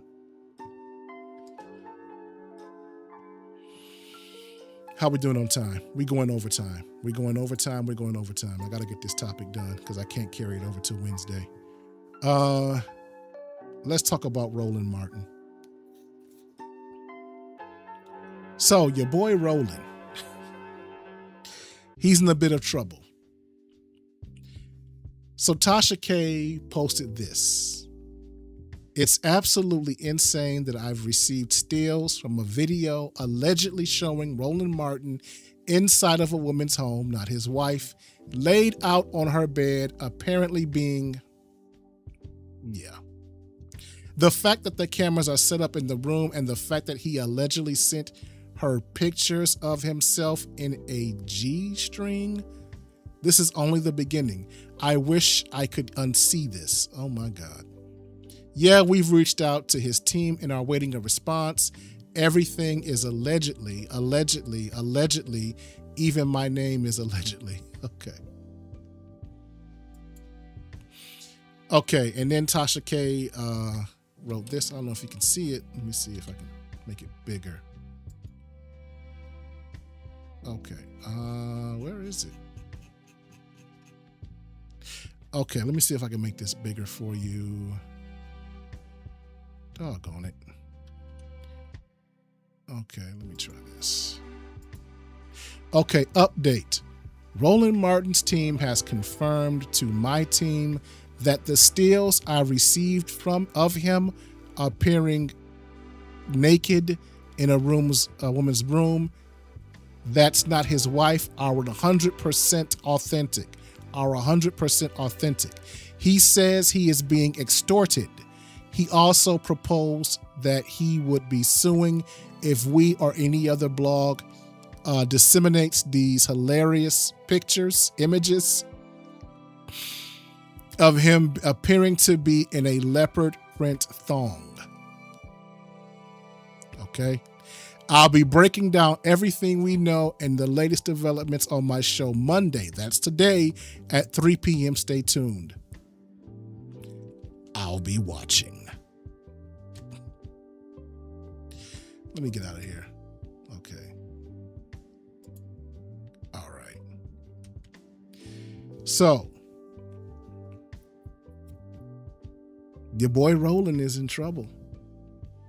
Okay, and here's a video of Tasha K. Let's play that. Roland Martin. So my management team used to work with him. They was like, well, do you really need to tell him? I said, yeah, he needs to know that this is coming out. Martin. So her management team used to work with Roland Martin. So let's keep on going. So my management team used to work with him. They was like, well, do you really need to tell him? I said, yeah, he needs to know that this is coming out. And they called him and he didn't deny. We just got word back. He said that he's aware of it. The videos are somewhat old and he's being extorted. Okay, girl. I'm waiting on his lawyer to call me because I want to know what we're going to discuss. Because we are going to discuss Roland Martin on Monday at 3 p.m. Eastern Standard Time. Oh, we are discussing it all. The girl, the woman, the wife. A lot of y'all don't even know he married. If Roland want to come and answer these questions, absolutely we can have Roland Martin on. We can. And then he's probably going to do an interview and then go play victim like how Amanda Seales is playing victim. Like she didn't know who Tasha K was. Girl, bye. Yeah. Let's play some more stuff. Oh, and so people after that came out and it was pretty much confirmed apparently that that was him in the video. People have gone over the top with the memes. It's hilarious.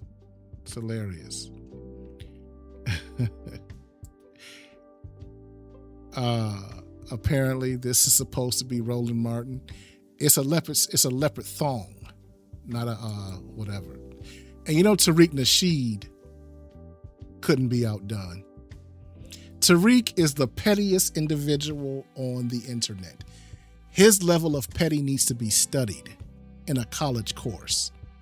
But he has a long-standing beef with Roland Martin.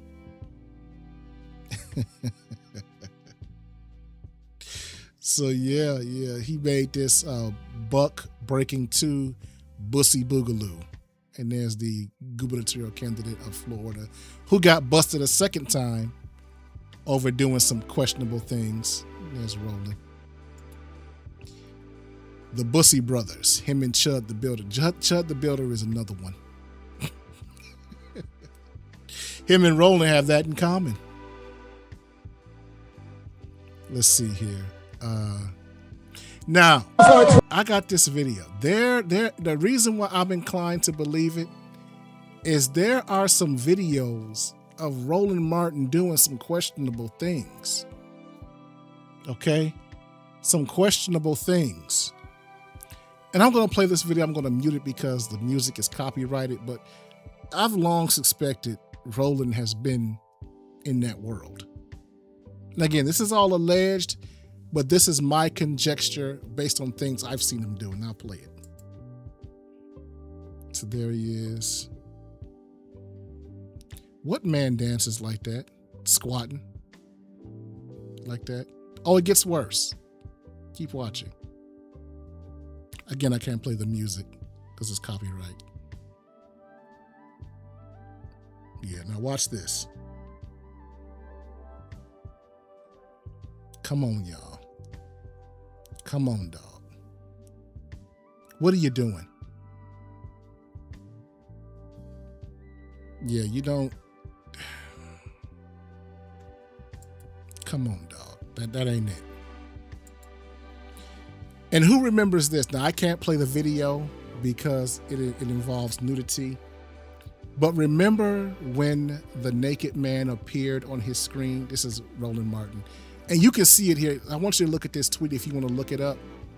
But he was doing a live show, and I guess he got lazy with the camera, and he was caught looking at some Boochie Cat. He was looking at a nude man. And the thing about it, he tried to claim, well, it wasn't me, it was Twitter. They put it in my feed, but you have to understand something. Twitter has a logarithm, and it shows you stuff based on what you like to look at. So if you're getting bussy in your timeline, it's because you're looking at it. Okay? That wasn't happenstance. That's in his search history. Yeah. Let's look at it here. Here's another video. Again, what man does this? Come on now, dude. What are you doing? Why are you busting it open? Again, you know, this is I'm just showing you what he's done. Oh my God. That ain't it, Roland. That ain't it. So, I don't know if it's true. I don't know if the allegations against Roland Martin are true. But I don't like Roland Martin. I don't like Roland Martin at all. To me, he's another one of those butter biscuit eating Democrat shills. And for the sake of my hatred of him, I hope this is true. Yeah, I didn't even know. It is true. So that's all we know right now. I'm going to do a follow-up on this story after watching Tasha K's show today at 3 p.m. on YouTube. I'm going to do a follow-up on that because I'm sure she has some information. Now, she might even show the pictures. But according to his team, these pictures did happen. He did have on that thong, leopard skin, whatever, that he's being extorted, and that somebody was taking him to Pound Town.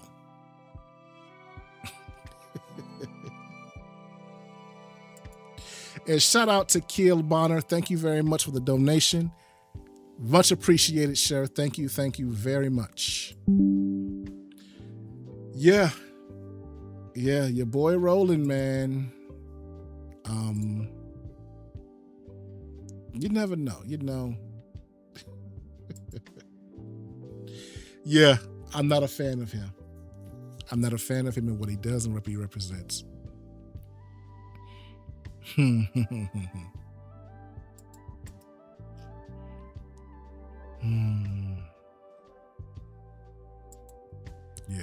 And notice Roland was very suspect tendency of wearing effeminate colors in his clothes.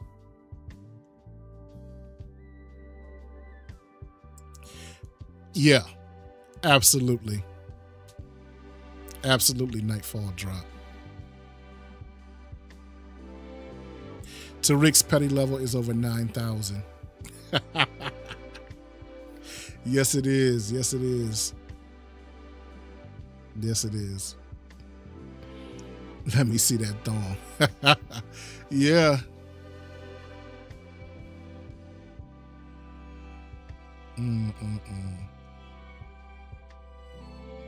Sorry about that. I had to show some images.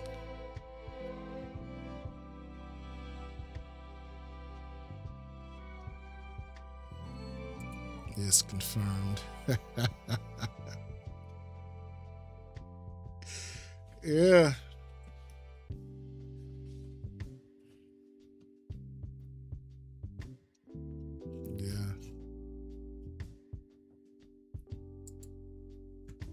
Yep. Yep. So he's a punk. Well, allegedly he's a punk. I've been watching too much Tariq Nasheed. Yeah, so that's the show. That's the word. Yeah, that's the show. That's the show. Again, you can catch me streaming on all these wonderful platforms: Kick, YouTube, Rumble, and Twitch. You can also follow me on Patreon, where I do long form breakdowns of some of your favorite movies. I would love you to go over there and become a member. Half of my content is free, half of the content is behind a paid wall. Now, I would prefer that you become a paid member, but I would accept you just as much as a free member. So please go over there and show your support. We have great content over there, and I'm currently working on a Tyler Perry movie that I will be showing. And if you have some content that you want me to look at, some things you want me to react to, you can reach me on X, or you can message me on YouTube. I don't know exactly how it works, but I know some of you have messaged me on YouTube. Don't ask me how. I don't know how it works again, but you can send me some content on YouTube, and I'll talk about it at the show if I have something to say about it. Again, I want to thank you all for coming out, and shout out to my moderators, Darkroom Society and Malika Me Bain. Thank you both for being here. This is the Layman's Journal. I want you to go out here and enjoy your Monday. Be productive. There's only 4 more days till Friday. I am